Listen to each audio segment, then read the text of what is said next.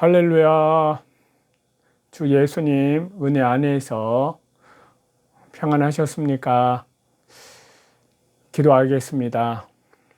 우리를 사랑하시는 자비로우신 하나님 아버지 감사합니다.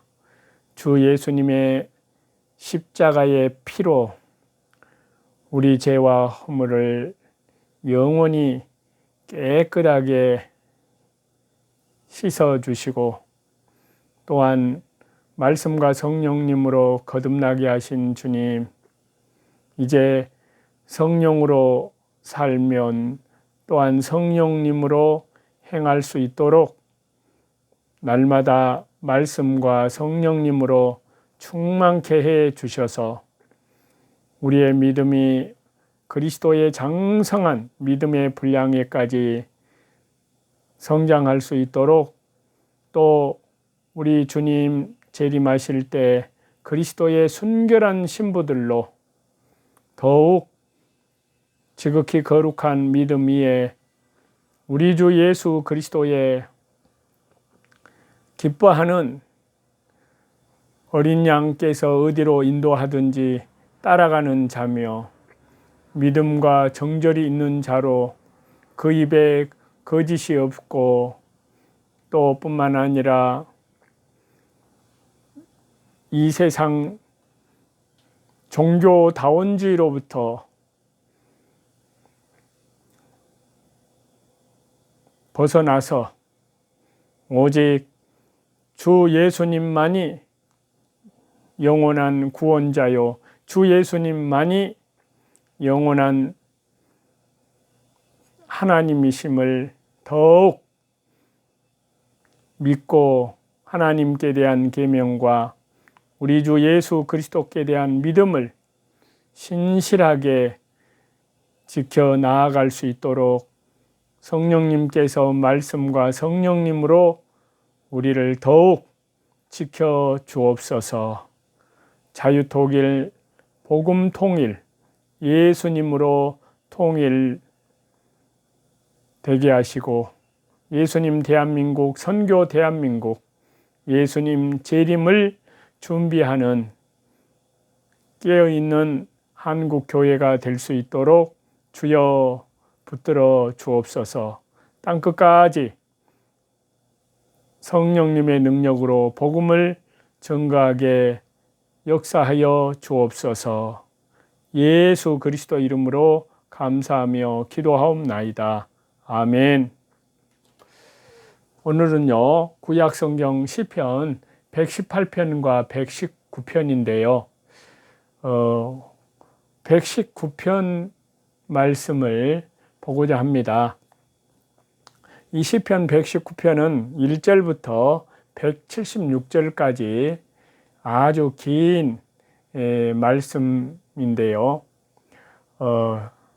하나님의 말씀은 우리들 삶의 등불입니다.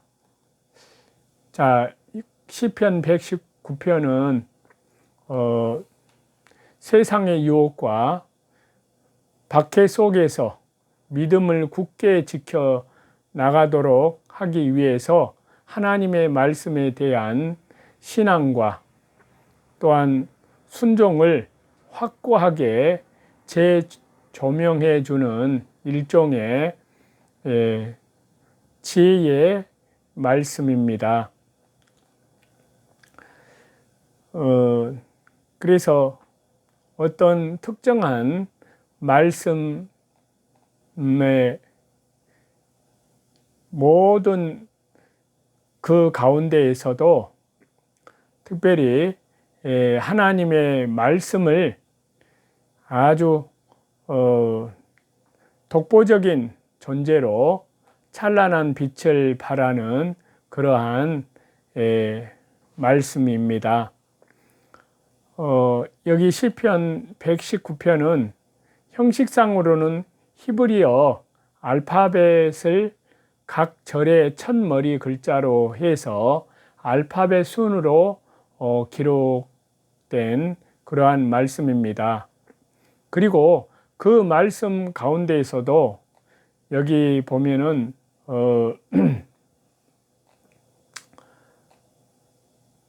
동일한 알파벳이고 또 히브리어 알파벳 순으로 말씀을 하고 있습니다.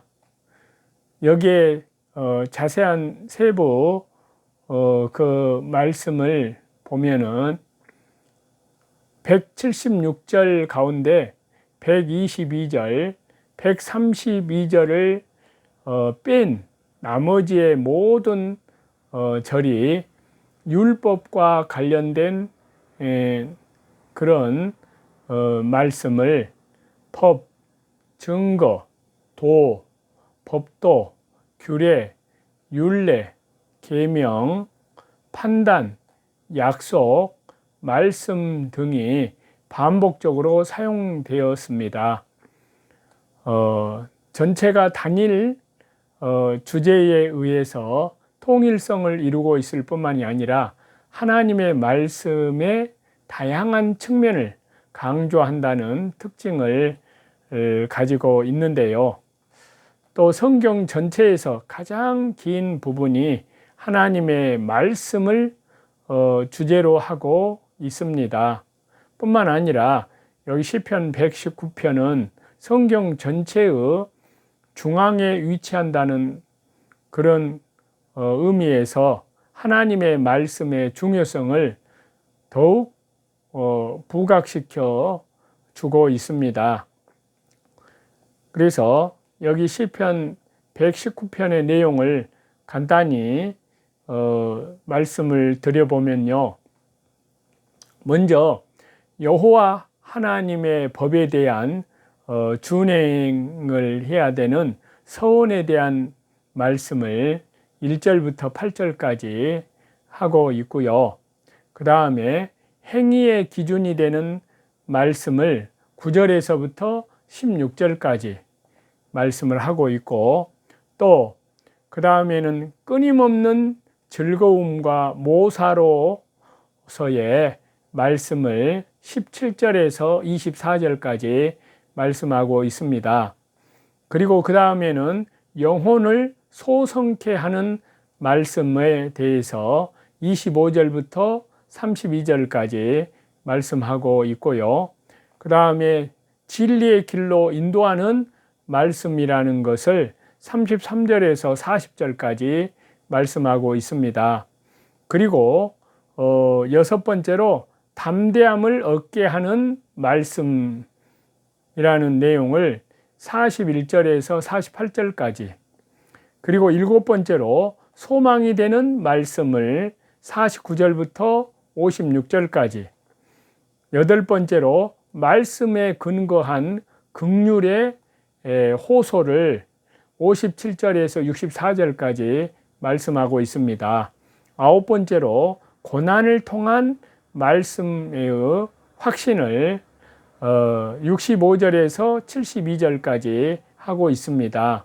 그리고 열 번째로 위안이 되는 말씀, 그 말씀을 73절에서 80절까지, 그리고 11번째로 구원을 약속하고 있는 말씀을 81절에서 88절까지 하고 있고요. 그 다음 12번째로 영원히 변치 않는 말씀이다. 그 내용으로 89절에서 96절까지, 그리고 13번째로 지혜와 명철을 주는 말씀이다 라는 내용으로 97절부터 104절까지, 14번째로 빛이 되는 말씀이시다. 그것을 시편 19편 105절부터 112절까지 말씀하고 있습니다. 그리고 15번째로 사랑의 대상이 되는 말씀을 113절에서 120절까지 하고 있습니다. 그리고 16번째로 구원을 이루는 말씀을 121절에서 128절까지, 그리고 17번째 경이로운 말씀이다. 그 내용을 129절에서 136절까지, 그리고 18번째로 의와 진리가 되는 말씀을 137절에서 144절까지 하고 있습니다. 그리고 19번째로 변치 않는 말씀에 근거한 구원의 호소를 145절에서 152절까지 하고 있습니다. 그리고 20번째로 말씀에 순종하는 자의 구원에 대해서 153절에서 160절까지 하고 있습니다. 그리고 21번째로 말씀 사모함에 대한 열망을 말씀한 것이 161절에서 168절까지, 그리고 의로운 말씀에 대한 찬양을 169절에서 마지막 176절까지 말씀하고 있습니다.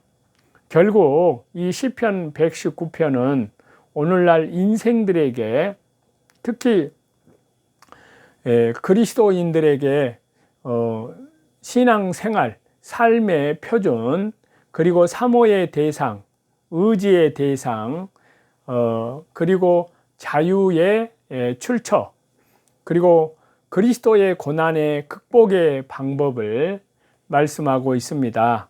그리고 노래와 자랑의 제목, 이러한 것들의 말씀의 유상을 잘 제시해서 말씀해 주고 있습니다. 실로 하나님의 말씀은 오고 오는 모든 세대의 성도들의 인생, 신앙, 영원한 생명길로 향함에 있어서 걸어가는 발의 등불이요, 그 길을 비춰주는 절대 유일의 빛, 바로 예수 그리스도 자신이십니다. 말씀이 곧 하나님이시니라. 요한복음 1장 1절에 태초에 말씀이 계시니라. 이 말씀이 하나님과 함께 계셨으니 이 말씀은 곧 하나님이시니라.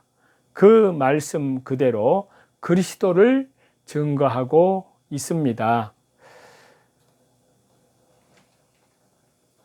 어떻게 사는 것이 그리스도인의 가장 아름다운 삶일까요? 각자가 처한 상황에 따라, 그리고 삶의 경험에 따라 다양한 답이 나올 수 있습니다만, 그러나 가장 명백하고도 간결한 답변은 하나님의 말씀대로 순종하는 삶이라고 할 수 있습니다. 성경에 기록된 수많은 그리스도인들의 삶, 그 고귀한 삶들은 모두 하나님의 말씀을 철저히 순종하는 삶이었습니다. 그렇다면 저와 여러분, 우리 믿음의 선진들이 하나님의 말씀에 철저히 순종하는 삶을 살 수 있었던 이유는 무엇일까요? 그것은 그들이 하나님의 말씀 안에서 능력을 발견했기 때문입니다. 즉, 하나님의 말씀은 죄와 허물로 죽은 영혼도 소성케 하는 능력의 말씀입니다. 자, 여기 시편 119편 말씀에서 이를 분명하게 증거하고 있는데요. 물론 누구에게나 하나님의 말씀이 소성케 하는 능력이 말씀으로 다가가지는 않습니다. 하나님의 말씀이 어떤 사람에게는 아무런 의미도 없는 것으로 여겨집니다. 그렇다면 하나님의 말씀은 어떤 경우 누구에게 소성케 하는 능력의 말씀으로 다가가게 되느냐 하는 것입니다. 첫 번째는 말씀을 깊이 묵상하는 자에게입니다.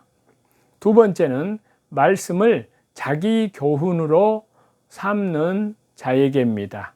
세 번째는 그 말씀을 순종하는, 실천하는 자에게입니다. 먼저 영혼을, 죄와 허물로 죽은 영혼을 소생케 하는 이 말씀, 그 능력의 말씀은 첫 번째, 말씀을 깊이 묵상하고 연구하는 자에게 다가갑니다. 자, 얼핏 보기에 성경은 기독교라는 거대한 종교를 떠받치는 토대라고 하기에는 너무 작고 보잘것없게 느껴지기도 그런 생각을 가질 수도 있습니다. 실제로 성경은 700페이지가 좀 넘는 분량의 책 한 권일 뿐으로 불교나 유교 이런 다른 종교나 사상에서 사용하고 있는 책들에 비해서 그 분량이 참으로 적다가 하면 적을 수 있고 많다 하면 많을 수 있습니다. 그러나 성경을 읽어본 이들은 성경이 말씀하고 있는 분야의 방대함, 내용의 깊이, 정보의 정확성, 그리고 구성, 체계 등으로 인해서 벌린 입을 다물지 못하게 됩니다.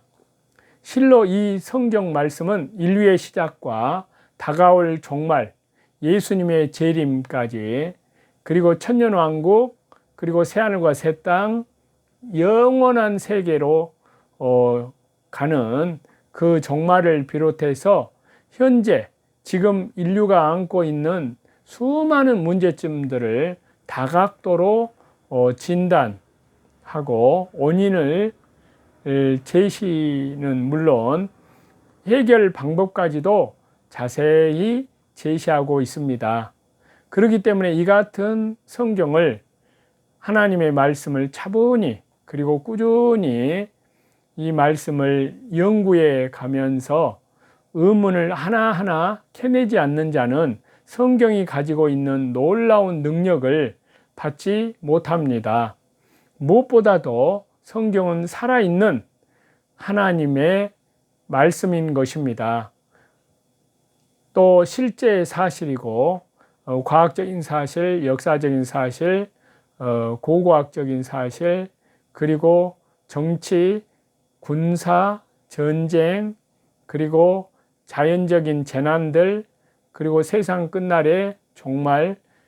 그런데 성경 전체는 창세기부터 요한계시록까지 구약 39권, 신약 27권, 66권 전체는 예수 그리스도 한 분을 예표하고 예수 그리스도 한 분을 증거하고 예수 그리스도 한 분의 모든 비밀을 증거하고 있습니다. 그렇기 때문에 만약 하나님의 말씀이 가진 바 놀라운 능력이 우리의 영혼을 소성케 하고 풍성하게 하기를 원한다면 우리는 온갖 지식을 총동원하여 성경 연구에 온 힘을 다해야만 할 것입니다. 수박 겉핥기식으로 표면에 나타난 사실들만을 이해한 채 성경을 다 이해했다고 생각하거나 말씀 안에 담긴 깊은 뜻을 알지 못하고 아전인수격으로 해석하는 어리석음을 반복한다면 그 말씀은 우리의 영혼을 소성케 하기는커녕 칼로 치듯이 쳐서 심판할 것입니다. 저와 여러분은 과연 이 하나님의 살아있는 말씀을 얼마나 깊이 있게 연구하고 있는지, 주님의 율례 외에도 그 주님의 말씀을 배우고 깨닫고 그 말씀을 붙들고 간절히 하나님 앞에 기도로 씨름하는 거기 거하기를 사모하였던 이 시편 119편의 말씀을 보면 저와 여러분의 마음에도 이 마음이 이식되어야 될 줄로 믿습니다. 두 번째로는 이 말씀을 자기 교훈으로 삼는 자에게입니다. 우리는 하나님의 말씀을 살아있는 말씀이라고 부릅니다. 그렇습니다.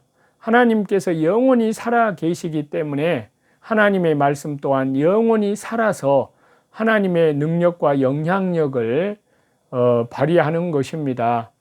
그래서 히브리서 4장 12절에 보면은 하나님의 말씀은 살았고 운동력이 있어 좌우의 날선 어떤 검보다도 예리하여 혼과 영과 및 관절과 골수를 찔러 쪼개기까지 하며 또 마음의 생각과 뜻을 감찰한다고 말씀하십니다. 그러나 이렇듯 살아있는 말씀, 능력 있는 말씀이라도 그것을 받아들이지 않는 자에게는 아무런 의미도 없습니다. 그렇기 때문에 우리는 말씀을 읽을 때 또는 설교 말씀을 통해서 말씀을 듣고 배울 때에 그 말씀이 나 자신과 무슨 상관이 있는가, 오늘날 내 삶과는 어떤 연관성이 있는가를 끊임없이 찾고 관심을 온 마음과 전심으로 귀를 기울여서 그 말씀을 지식으로 받는 것이 아니라 온 마음을 받아야 됩니다. 착한 양심으로 그 말씀을 받아야 됩니다. 다시 말하면 성경에 기록된 말씀들이 왜 굳이 내게 들려졌는가? 하나님께서는 많은 말씀 중에 왜 특별히 이 말씀을 나에게 주셨으며 나는 이 말씀을 내 삶 속에서 어떻게 적용을 해야 하는가를 성령님께 간절히 기도하는 가운데 곰곰이 생각하는 그런 습관이 필요합니다. 이렇게 말씀을 개인적으로 적용하는 습관을 갖지 않는다면 하나님의 말씀은 나와는 아무런 상관이 없는 단지 훌륭한 말씀에, 좋은 말씀에 지나지 않습니다. 저와 여러분은 성령님의 인도를 따라 말씀 하나하나를 자신의 교훈으로 삼고 있는지, 실로 하나님의 말씀은 그것을 자신의 교훈으로 삼는 자에게만 소생케 하는, 또 말씀과 성령으로 충만케 하는 능력의 말씀으로 다가가게 됩니다. 세 번째로 소생케 하는 말씀은 말씀을 순종하는 자에게 다가갑니다. 말씀을 실천하는 자에게 그 말씀이 그 속에 권능의 말씀의 생명으로 다가갑니다. 하나님의 말씀을 소생케 하는 말씀으로 받기 위해서는 그 말씀을 삶으로 살아내려고 하는 그러한 순종이, 절대 순종이 이루어져야 합니다. 그것도 순종은 인간의 의지나 인간의 힘과 인간의 어떤 노력으로는 안 되고 오직 성령으로, 성령의 능력을 힘입어 순종을 해야 됩니다. 그러려면 성령으로 충만해져야 되는데, 성령의 충만함을 받으려면 반드시 말씀의 순종과 그 말씀을 붙들고 하나님 앞에 하나님의 뜻대로 간절히 기도해야 되는 겁니다.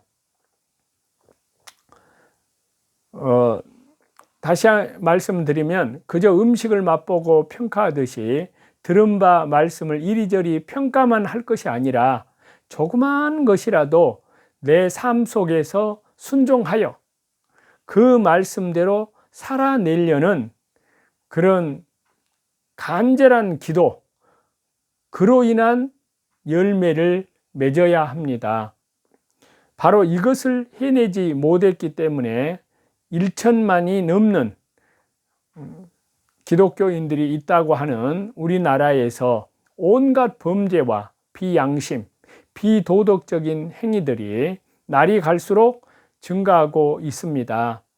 삶이 없는 신앙, 실천이 없는 말씀, 순종함이 없는 말씀, 들은 말씀을 가정과 직장과 사회 속으로까지 가지고 가지 않고 교회 문턱에 버리고 떠나는 이 잘못된 습관 때문에 우리 영혼이 병들고 교회가 병들고 사회가 병든다는 사실을 기억합니다.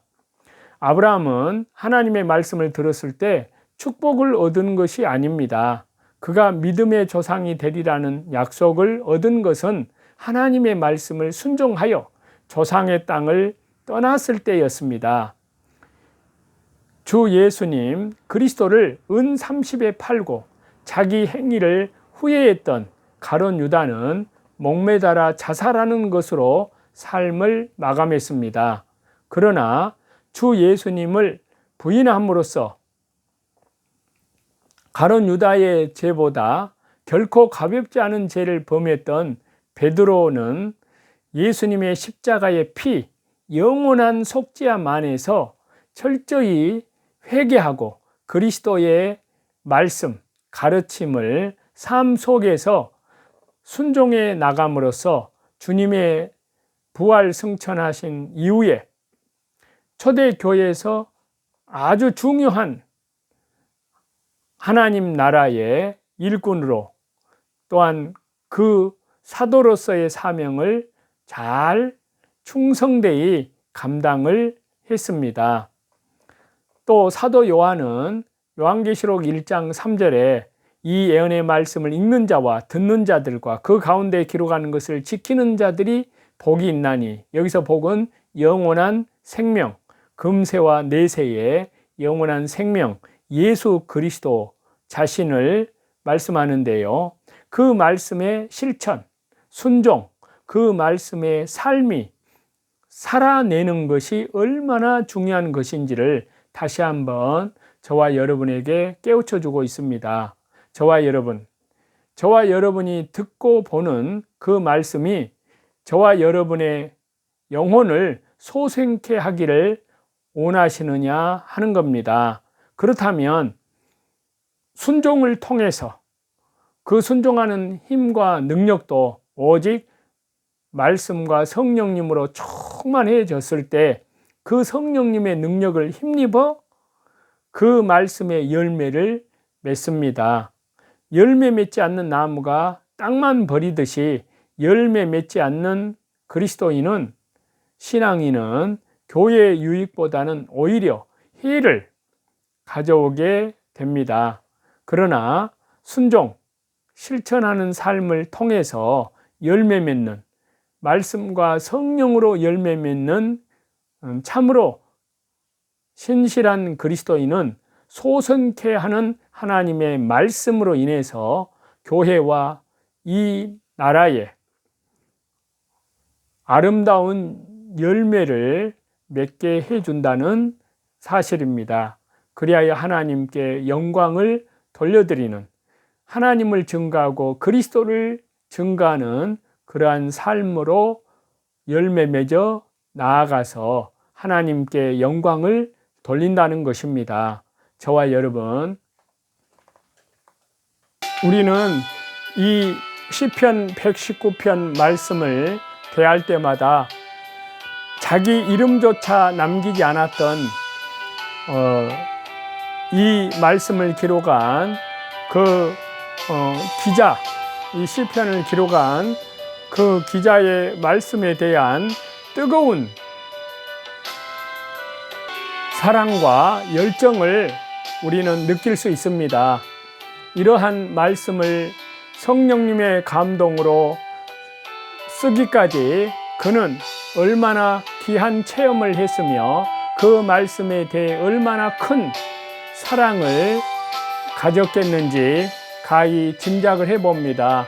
그러나 저와 여러분, 우리는 그러한 이 말씀을 마냥 부러워하고 있기보다는 그 말씀을 가졌던 말씀에 대한 사랑과 열정을 저와 여러분의 것으로 만들려는 하나님 앞에 간절히 부르짖는 성령님의 능력으로, 말씀과 성령으로 충만해져서 또 그 말씀대로 순종하려는 성령님의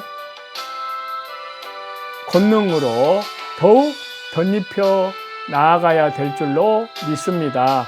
그랬을 때 그 성령님께서는 그 말씀을 성령의 검으로 사용을 해서 예수님의 피와 십자가의 피와 또 성령의 검, 하나님의 말씀으로 모든 선한 싸움에서 예수 그리스도의 이름으로 승리해서 아름다운 열매를 맺어 나아가서 하나님께 영광을 돌리는, 믿음으로 동행함으로 하나님께 찬송을 돌려드리는 그런 신실한 삶을 살았던 것입니다. 그래서요, 하나님의 말씀은 우리 영혼을 죽음에서 생명으로 건져 올린 말씀으로 또 그 말씀은 말라 비틀어진 우리 영혼을 촉촉하게 적셔서 새로운 말씀과 성령으로 충만케 해서 활기를 얻게 하시고 또 그 말씀은 저와 여러분을 하나님께로 향하게 하고 이 세상을 살아갈 목적과 이유를 알게 해 주었습니다.